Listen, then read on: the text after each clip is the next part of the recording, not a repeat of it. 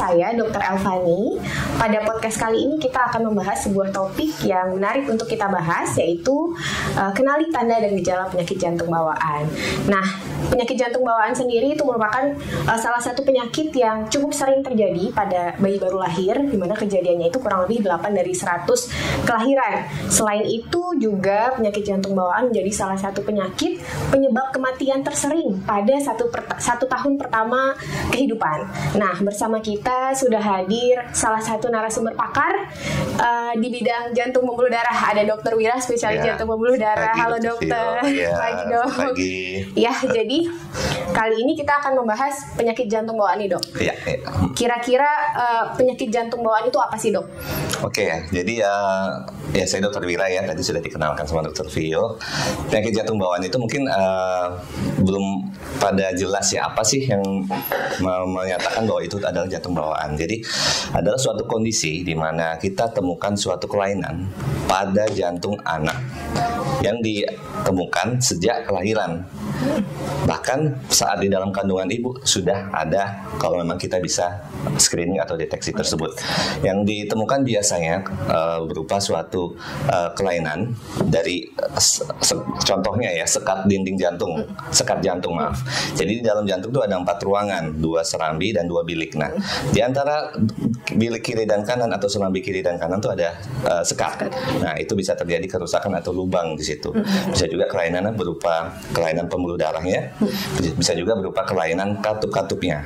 Tapi yang memang sudah ada dari kelahiran, makanya dikatakan suatu kondisi penyakit jantung bawaan seperti itu. Oh, jadi tadi udah dibahas ya dok ya, mungkin ada kelainan pada sekatnya atau pembuluh darahnya sejak dari dalam kandungan sudah bisa dideteksi. Nah, berarti ada faktor risiko tertentu nggak sih dok yang membuat seorang bayi itu terlahir dengan penyakit jantung bawaan? Kira-kira apa aja sih dok yang membuat dia ya jadi kena itu gitu dok? Iya. Nah, memang ini mungkin sebagai orang tua ya, kita memang harus paham. Kita tentu sebagai orang tua tidak ingin punya anak yang mengidap jantung bawaan. Memang sampai saat ini para ahli itu belum bisa menentukan penyebab yang definitif pasti kenapa bisa seorang anak mengidap penyakit jantung bawaan. Namun ada beberapa faktor yang bisa menjadi predisposisi atau sedikit meningkatkan risiko tersebut. Yang pertama adalah faktor genetik. Jadi ada perubahan genetik saat janin dibentuk jantungnya di dalam kandungan. Biasanya bisa dicetuskan oleh paparan radiasi contohnya ya. Yang kedua adalah kelainan genetik atau penyakit yang mengenai suatu kondisi genetik yang tidak normal pada janinnya. Contohnya ya sindrom Down atau Marfan. Nah, itu juga bisa sering ditemukan ada kelainan jantung bawaan juga. Ketiga, bisa disebabkan oleh karena pengaruh apa? Obat-obatan juga. Nah, memang contohnya nih ya, obat-obat untuk mereka yang ada minum obat epilepsi, ibunya, orang tuanya. Nah, itu obat itu bisa berdampak ke janin yang dikandungnya. Keempat, dari penyakit yang diderita oleh ibunya. Contohnya seperti rubella. Nah, itu bisa membantu mengganggu pembentukan jantung pada janin. Dan terakhir adalah untuk kondisi seperti lingkungan atau gaya hidup seperti rokok dan alkohol saat hamil. Nah, itu juga kalau bisa kita hindari seperti itu. Itu beberapa faktor risiko ya dok ya. Nah, lalu dok, tadi faktor risiko udah ada. Kira-kira mungkin di sekitar kita banyak anak-anak ya dok. Apa sih tanda-tanda atau gejala yang bikin kita tuh curiga bahwa anak kita di sekitar kita itu terkena penyakit jantung bawaan dok? Ya, itu memang bagus ya. Ini kita sebagai orang tua tentu ingin tahu ya dok, betul. Apakah anak kita ini yang kita rawat ada kemungkinan menderita jantung bawaan. Gejala yang paling gampang ya, tapi belum tentu ditemukan ya. Kalau sudah anak kita biru, nah biru itu jelas suatu hal yang tidak normal ya. Terutama birunya adalah di daerah sentral seperti bibir dan lidah ya. Itu biasanya ada kelainan di saluran di jantung atau saluran pernafasannya, di pernafasannya pas. Saat apa birunya tuh dok? Saat menangis, saat aktivitas, saat pasiennya agak kelelahan seperti itu. Tapi yang jadi catatan, tidak semua penyakit jantung bawaan disertai kondisi biru. Nah, bagaimana yang seperti itu? Itu kan lebih susah deteksinya. Sebenarnya ada 3 yang kita perlu pegang. Pertama adalah pasiennya sulit menyusu. Anaknya sulit menyusu.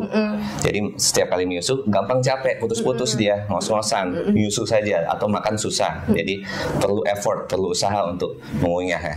Yang kedua adalah seperti tumbuh kembang. Nah, kita harus perhatikan tumbuh kembang anak.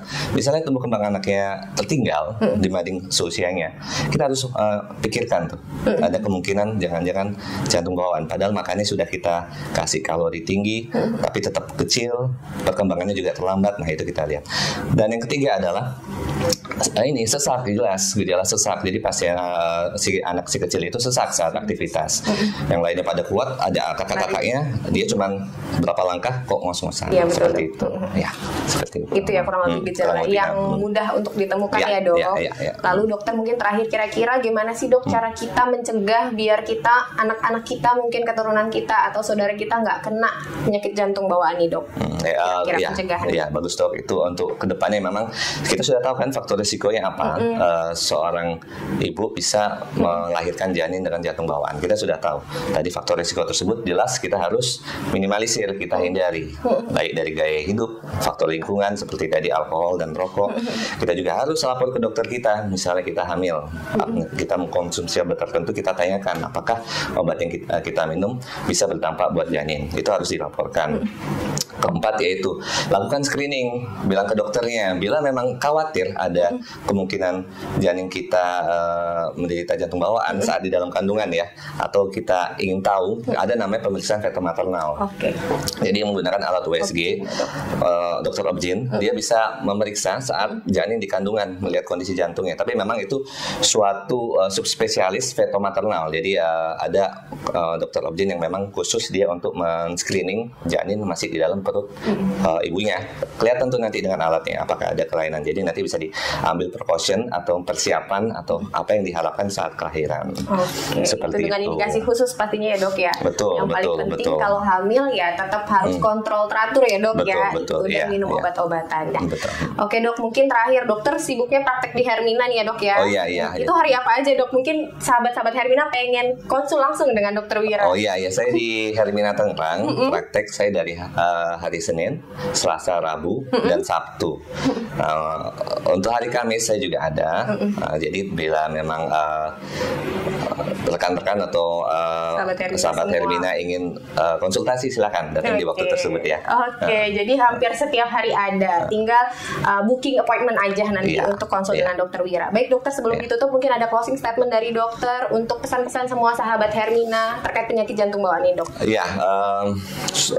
Ya seperti tadi Dokter Vio bilang, penyakit jantung bawaan itu suatu kasus yang tidak sedikit sering kita temukan. Saya sebagai dokter juga cukup banyak ditemukan karena 8-9 janin yang lahir dari 1.000 janin yang lahir hidup itu tuh biasanya menderita jantung bawaan. Jadi lumayan banyak ya. Nah, yang kita perlu ketahui adalah kita harus paham apa aja faktor risiko tadi yang bisa meningkatkan janin menderita penyakit jantung bawaan. Ketiga, apa yang harus kita lakukan untuk mendeteksi lebih dini untuk screening tadi, ya kan? Yaitu adalah tadi pemeriksaan rutin di obgyn, ya kan? Bila diperlukan diperiksa fetal maternal. Kedua, waktu saat anak lahir itu harus dicek tumbuh kembangnya, bagaimana makannya, dan saat aktivitas apakah normal atau tidak seusianya. Dan yang paling penting memang ada 24 sampai 48 jam setelah lahiran itu kita harus segera deteksi atau screening kemungkinan penyakit jantung bawaan kritis. Gampang caranya dengan periksa saturasi oksigen di tangan kanan sama di kaki kiri. Nah, normalnya saturasi oksigen itu di atas 95% di tangan kanan dan kaki kiri. Kalau ada perbedaan pun tangan kanan dan kaki kiri itu perbedaannya kurang dari 3%. Nah, bila saturasi oksigen tangan dan kaki perbedaannya lebih dari 3%, itu ada kemungkinan jantung bawaan. Nah, itu harus segera dicek ke dokter atau dikonsultasikan. Selain itu, bila saturasinya memang tangan kanan dan kaki itu di bawah 90%, itu udah jelas ada masalah. Jadi itu paling gampang gitu ya. Jadi kalau memang ada alat saturasi, atau biasanya dokter anak ada otomatis sih. Jadi kalau memang ingin screening yang baik baik ya jelas diperiksa dengan rutin dan kesini sih. Kesini ya dok, karena dokter kita tersedia, dokter anaknya kita juga sangat sangat kompeten ya dok. Betul. Baik, menarik sekali ya sahabat Hermina. Rasanya ingin banyak banget yang kita bahas nih di podcast kali ini, tapi karena mungkin keterbatasan waktu, jadi tetap saja ikutin podcast Hermina selanjutnya. Terima kasih dan sampai jumpa di podcast selanjutnya. Ya, terima kasih. Terima kasih Dokter Wira.